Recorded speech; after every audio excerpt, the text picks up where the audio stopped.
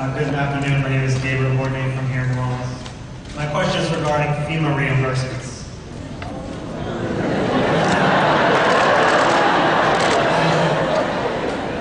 Why is it 4 years after Katrina we're still fighting with the federal government for money to repair our devastated city?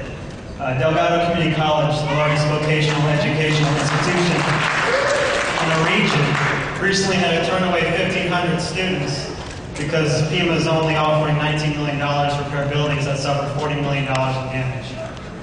We have also been without a full-service public hospital for the last 4 years because FEMA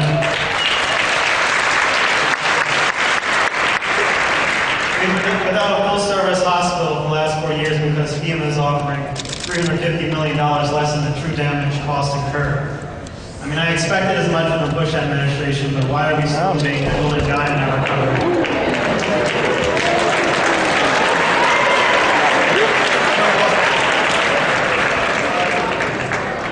Let me say this. First of all, I will say to every single person in the Gulf region, you could not have a better FEMA director than we have right now, and I think our agency is working around the clock to clear up red tape and to eliminate bureaucracy. On backlogs, they go back years. And as I said, you know, I know since a lot of these problems have been going on since Katrina happened, people understandably feel impatient.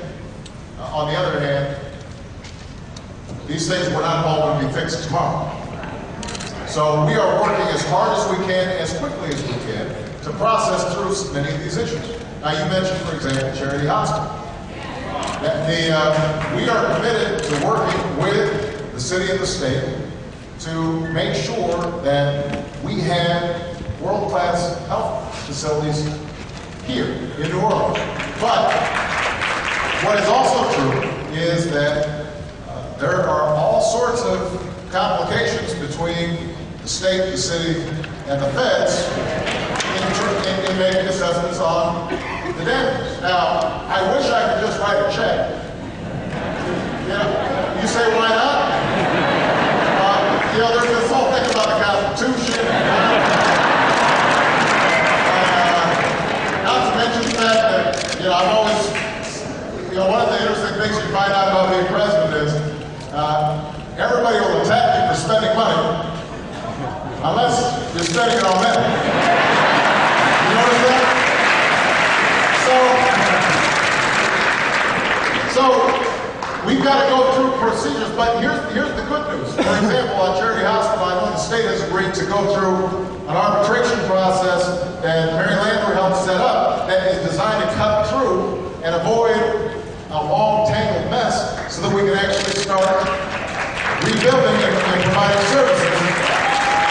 Dan Napolitano's done a great job in creating a bunch of alternative mechanisms to resolve these disputes. And Janet, how many have we, what is it, 76 of these disputes that we've already resolved? At least, right? That's part of the reason why we sprung loose $1.4 billion of money that had been held up for years. Now, that may not sound like a lot of money to you, but it's real money. So I guess my point is this. I make no excuses for the fact that the federal government did not work effectively with state and local governments immediately in the aftermath of the storm to make sure that everybody got the help they needed right away. And we are still working through the backlog of problems that existed.